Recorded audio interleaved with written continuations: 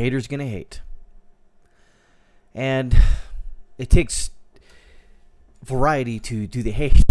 Now, if you don't know who James Holzhauer is, he's a contestant on Jeopardy. He's only won 22 games, and he comes back this Monday night, to try to win his 23rd game. What's different about him? He's about 50 wins behind Ken Jennings, and at the end of Ken Jennings' run, Ken Jennings won $2.5 million. So far, after 22 games, Holzhauer has amassed $1.6 million. Well, how does he do that? Well, he does things like this. One night, and I think I remember watching this episode, he won $131,000. Well, how do you do that? Well, this guy, he bets pretty big on Daily Doubles and Final Jeopardy. And there's a guy who did a graph right here. So far, when Holzhauer, he wins about $77,000 per game. Ken Jennings did $34,000. And you can see this graph here.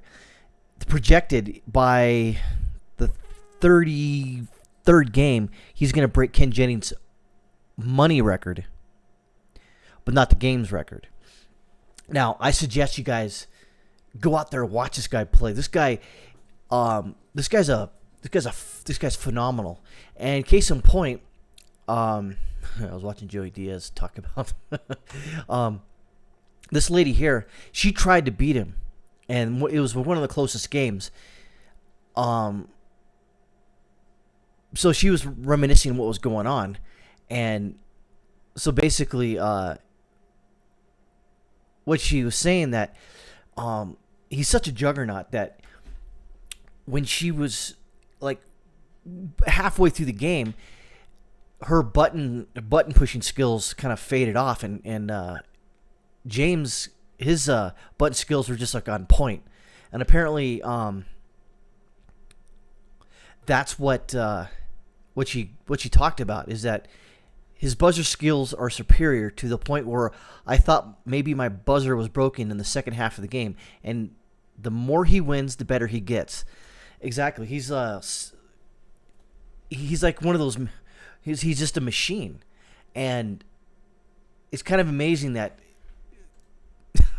Variety says he's bad for Jeopardy, and this guy's I don't know. This guy's hypothesis is pretty crappy, but yeah, he's just got a lot of personality. You see him during this Final Jeopardy. He always gives a shout out to somebody, but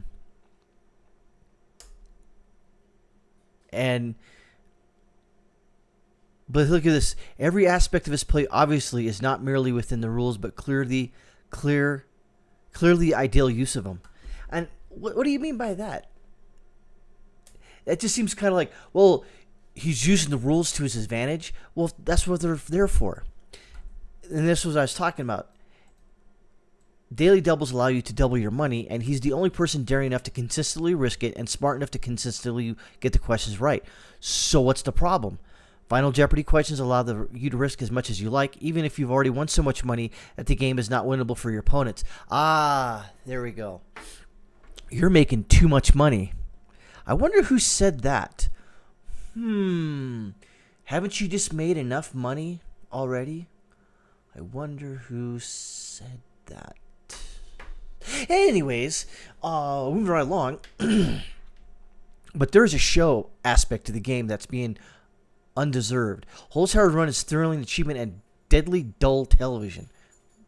For you, maybe. For me, it's pretty cool. Because I can get maybe 10% of the questions.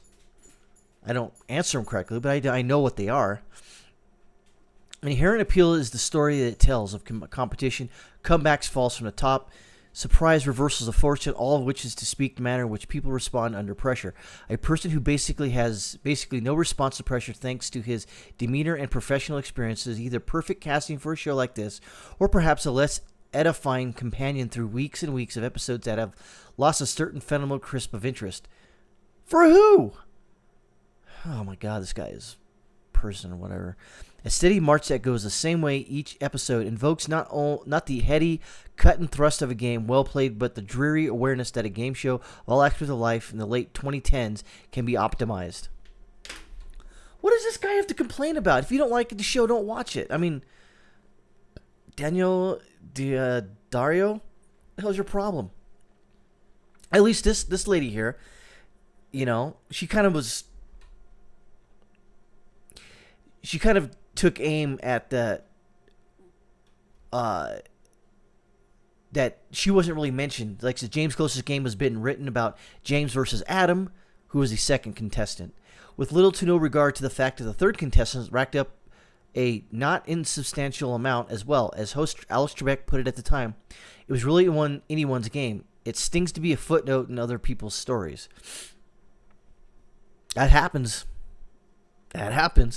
But yeah, this guy's crazy. And I'm going to be watching it tonight. It comes on at 7 Eastern, 6 Central, I think. And of course I'm going to watch it. I mean, who wouldn't? So yeah. Continue on here. It says it's now well known that Holzhauer has won so much so quickly by exploiting the daily doubles to their fullest. See, I don't like how they use that word exploitation. That means like he's fleecing the masses. He's using the rules as they're intended. Just because people before him didn't gamble hard like he does. So, again, that's kind of a backhanded compliment, I guess. Not only does he hop around the board where the daily doubles most often ride, but he also bets huge when he hits them. Yeah. At least they're throwing this guy a bone here. What shouldn't be overlooked, however, is Holzhauer is very, very good at trivia. According to statistics compiled by the blog Jeopardy Fan, Holzhauer has responded correctly to 803 clues and incorrectly to just 27. That's Tony Gwynn batting average sort of thing. Tony Gwynn, Hall of Fame baseball player, died a few years ago. He was the last person during the strike season, 1994, to hit 391. Or 394. And there was just a couple times in his 20-year career where he struck out 3 times in a baseball game. He was like, much like Holzhauer, Tony Gwynn would study tapes, and when he was on the road, his wife would help him study tapes of like pitchers, what pitches they pitched at certain times, and to him. And the guy was an extremely awesome student of the game, and he was just an awesome hitter.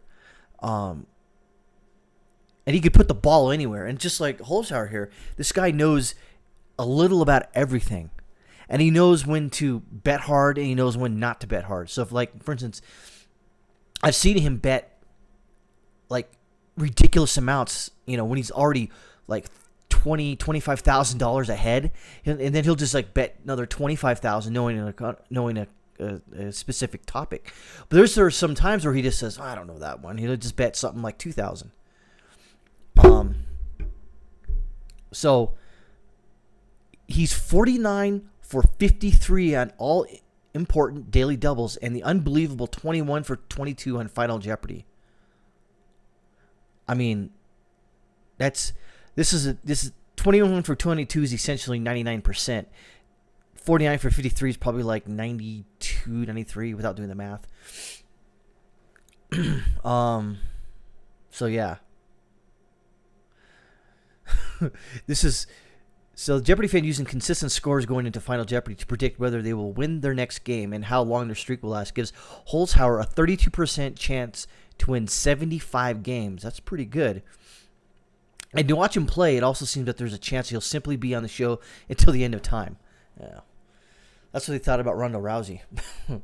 She's gonna kick ass, Holt. Oh, no, she didn't. But yeah, this, there's been times where whatchamacallit, Jeopardy's boring, but ever since they allow people to keep coming back indefinitely. And there's this Chinese dude that was on there a couple of years ago. Usually when people bet, they select a question, they usually start from the top and go straight down. Well, this guy kind of broke the mold. He just started going on, like Double Jeopardy, for instance. He would go 2,000 to 800 to 1,600, and then he would just go all over the place. And so once he was doing that, the other contestants started doing it too. And so every once in a while, you'll see a contestant go on there and do that same thing. And this is what Holzhauer does. He'll go on there and just blast it. You know, he'll usually find most of the daily doubles. That's because he controls the game pretty much the whole time. But yeah, I wish the best for this guy, because I want to see how much this guy will win. And especially with Alex Trebek's stage 4 pancreatic cancer. Be a sad day when he passes away, but I don't know who's going to take over for him, but hopefully it'll be I don't know, someone cool like Drew Carey. He's done a pretty good job with The